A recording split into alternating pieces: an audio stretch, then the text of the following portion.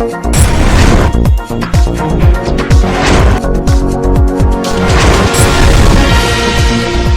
आप देख रहे हैं एनपीटीवी न्यूज परिक्रमा और मैं हूं आपके साथ मानवी ठाकुर। शुरुआत करते हैं आज की खास खबरों से।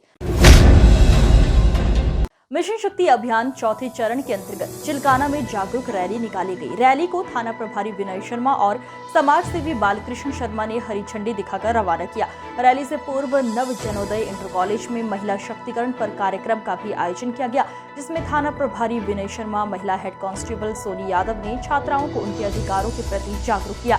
रैली नव जनोदय इंटर कॉलेज से शुरू होकर सुल्तानपुर के मेन बाजार, पीठ बाजार से होकर निकाली गई।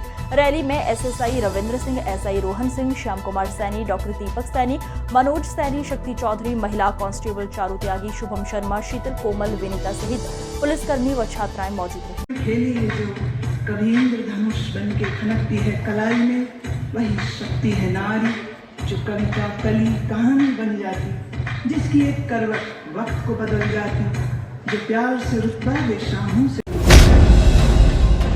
भाजपा की वोटर चेतना अभियान के तहत बेहट मंडल अध्यक्ष सुभाष सैनी के कार्यालय पर कार्यशाला आयोजित की गई, जिसमें पूर्व सांसद राघव लखनपाल शर्मा ने कार्यकर्ताओं को अभियान के तहत 18 वर्ष की आयु पूर्ण कर चुके युवाओं के वोट बनवाने, गलत वोट कटवाने आदि संबंधित जानकारी दी।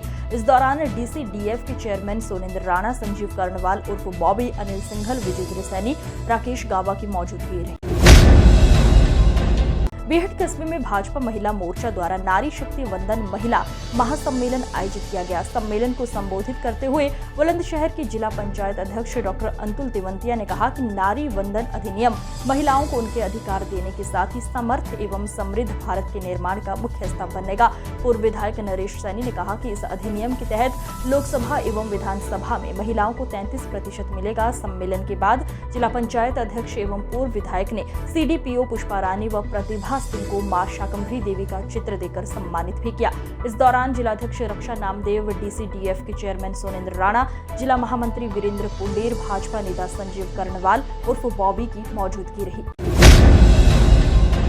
थाना देवबंद पुलिस ने गुमशुदा 14 वर्षीय अर्श को तलाश कर परिजनों को सुपुर्द किया। एसआई विपिन त्यागी ने बताया कि अर्श 2 अक्टूबर को घर से ट्यूशन जाने के लिए कहकर गया हुआ था, लेकिन शाम तक घर नहीं लौटा, तो परिजनों ने थाने में उसकी गुमशुदगी दर्ज कराई थी।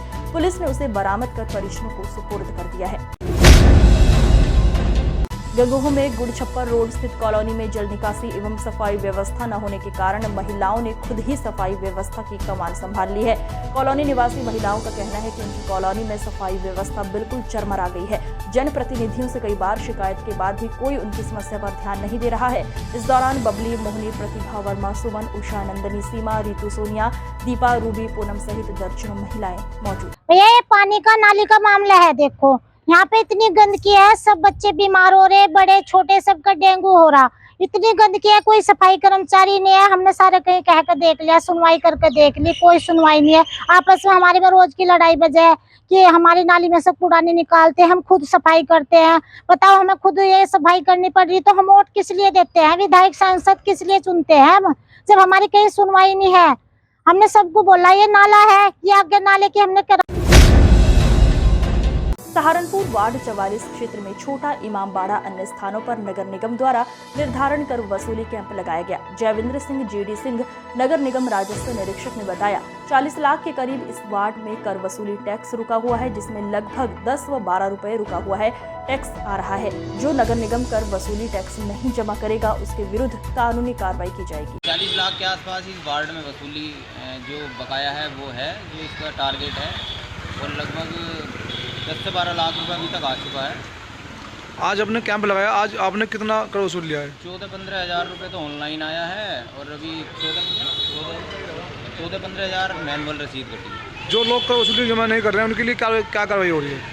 पहले उनको एक नोटिस दिया जा रहा है, नोटिस में 15 दिन का टाइम है। अगर उसके बाद वो अपना पेमेंट जमा नहीं करते हैं, उसके बाद उनको एक कोर्ट की वारंट। एशियाड गेम में देश के लिए रजत पदक जीतने वाली प्राची चौधरी का उनके गांव में पहुंचे भाजपा नेताओं ने जोरदार स्वागत किया। भारत सरकार के राज्य मंत्री संजीव बालियान ने प्राची के गांव झबीरन में पहुंच शुभकामनाएं देते हुए बेटी को ओलंपिक में देश के लिए गोल्ड लाने का आशीर्वाद देते हुए कहा, ये हमारे लिए बहुत गर्व की बात है और प्राची से प्रेरणा लेकर लड़कियों को और अधिक मेहनत करनी चाहिए। कार्यक्रम में सांसद प्रदीप चौधरी, पूर्व सांसद राघव लखनपाल शर्मा, जिला पंचायत अध्यक्ष मांगेराम चौधरी, क्षेत्रीय विधायक मुकेश चौधरी, पूर्व विधायक महिपाल माजरा, डॉक्टर DK चौधरी सहित भाजपा नेता व ग्रामीण मौजूद रहे। मिशन नारी शक्ति सम्मान के तहत भाजपा महिला पदाधिकारियों द्वारा समाज सेवी श्रीमती रेखा जैन, अध्यक्ष एडवोकेट उदय जैन, संयोजक दिव्यांग प्रकोष्ठ को पटका पहनाकर सम्मानित किया गया। भाजपा से महिला मोर्चा अध्यक्ष श्रीमती आरती शर्मा ने अपनी टीम के साथ मदनपुरी कॉलोनी वार्ड 30 निवासी महिला वरिष्ठ समाज सेवी श्रीमती रेखा जैन, अध्यक्ष मोहल्ला समिति व एडवोकेट उदय जैन, संयोजक दिव्यांग प्रकोष्ठ को उनके निवास पर जाकर उनकी निस्वार्थ सेवा के लिए शॉल और पटका पहनाकर सम्मानित किया। थाना तितरो पुलिस ने मिशन शक्ति अभियान फेज 4 के अंतर्गत सरस्वती इंटर कॉलेज की छात्राओं को साथ लेकर कस्बे में जागरूकता रैली का आयोजन किया। बालिकाओं को महिला हेल्पलाइन नंबर 1090 व आपातकालीन नंबर 112 के अलावा चाइल्ड हेल्पलाइन 1098 के साथ अन्य महत्वपूर्ण नंबरों की जानकारी दी। इस दौरान सरस्वती इंटर कॉलेज के प्रधानाचार्य पदम सिंह, प्रभारी निरीक्षक प्रमोद कुमार, महिला कांस्टेबल सुनीता सिंह, पूजा रानी, शबनम मौजूद रही। जीआरपी ने आगामी त्योहारों को देखते हुए रेलवे स्टेशन परिसर में चेकिंग अभियान चलाया, साथ ही यात्रियों को जहर खुरानी ठगों से सावधान रहने को जागरूक किया। थाना प्रभारी जीआरपी संजीव कुमार ने बताया कि जीआरपी द्वारा रेलवे स्टेशन परिसर, सर्कुलेटिंग एरिया, आरक्षण केंद्र, प्लेटफॉर्म आदि स्थानों पर चेकिंग की। उन्होंने यात्रियों को आह्वान किया कि यदि उन्हें कोई संदिग्ध व्यक्ति या वस्तु दिखाई दे तो तुरंत रेलवे अधिकारियों, जीआरपी व आरपीएफ को सूचित करें। फलस्तीन और इजराइल के बीच जारी जंग को लेकर जुमा की नमाज के बाद किसी प्रकार के विरोध प्रदर्शन की संभावना के मद्देनजर नगर की प्रमुख मस्जिदों के बाहर पुलिस बल तैनात रहा। वरिष्ठ पुलिस अधीक्षक द्वारा जुम्मे की नमाज को लेकर शहर में शांति सौहार्द कायम रखने हेतु संवेदनशील क्षेत्रों, मस्जिदों, मिश्रित आबादी वाले इलाकों का भ्रमण कर स्थिति का जायजा लिया गया व जुम्मे की नमाज को सकुशल कराने हेतु संबंधित को आवश्यक दिशा निर्देश दिए गए। जुम्मे की नमाज के बाद लोग शांतिपूर्वक घरों को गए, तब जाकर अधिकारियों ने राहत की सांस ली। नानौता के देवबंद रोड पर स्थित अग्रवाल बैंक्वेट हॉल में श्री अग्रसेन महाराज की 5147वीं जयंती धूमधाम से मनाई गई।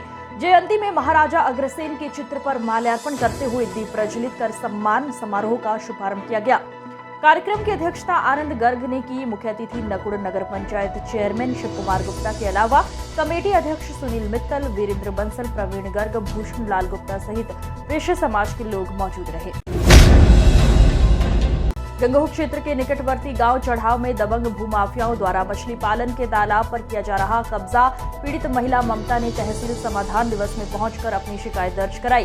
पीड़ित महिला का कहना है कि उनका काम मछली पालन का है और गांव के ही दबंगों द्वारा तालाब पर कब्जा किया जा रहा है। पीड़ित महिला ने सरकारी खाते में 1,40,000 रुपए जमा किए हैं। इसके बाद भी उन्हें मछली पालन नहीं करने दिया जा रहा है।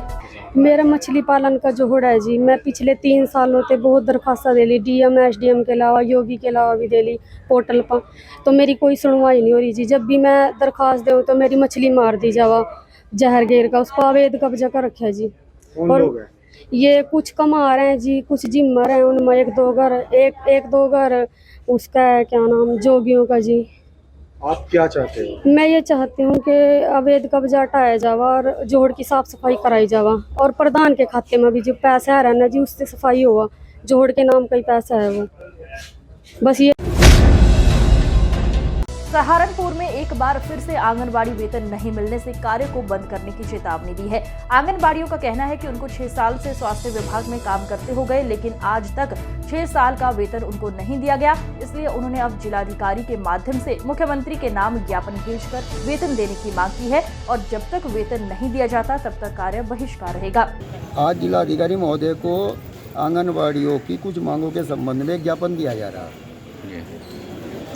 स्वास्थ्य विभाग जो है वो आंगनबाड़ी से सरकार की विभिन्न जन कल्याणकारी योजनाओं में सहयोग लेता है, जिसका हमारी सरकार पैसा भेजती है।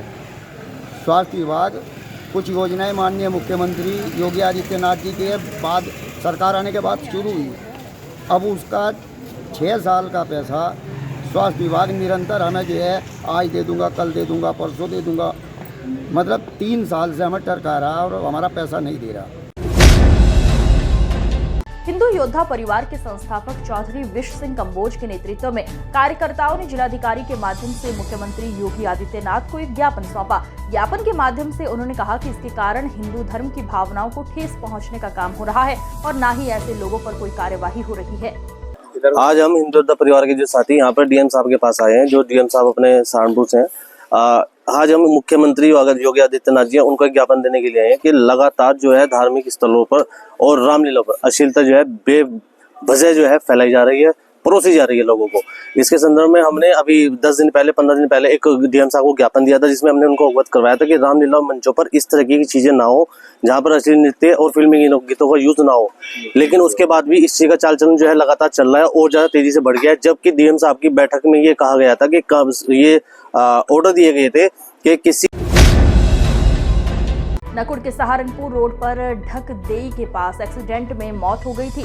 पोस्टमार्टम के बाद परिजनों व ग्रामवासियों ने नकुड़ थाने में पहुंचे और मृतक के शव को सड़क पर रखकर हंगामा किया। पीड़ित परिवार का आरोप था कि नकुड़ पुलिस द्वारा कार्रवाई नहीं कर रही है और आरोपियों को बचाने का काम कर रही है।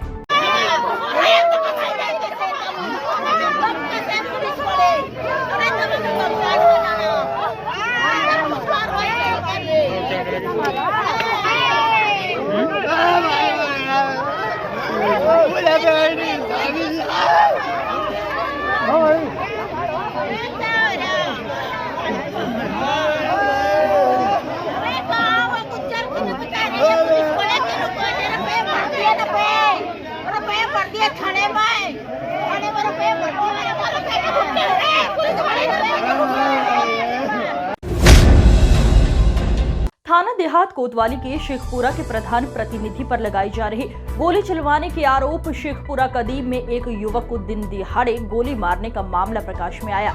घायल युवक को उपचार के लिए जिला चिकित्सालय भर्ती कराया गया है। हालांकि आधिकारिक तौर पर अभी तक घटना की पुष्टि नहीं हुई है।